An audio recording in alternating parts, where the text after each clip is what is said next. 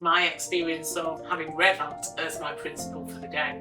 So I believe it was an excellent opportunity for Reyvantt to interact with the other students. At first, when I got selected as principal, I was feeling very nervous.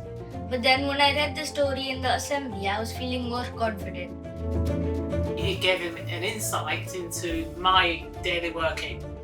It's a great experience walking with Ms Trotman all around the school and even observing classrooms.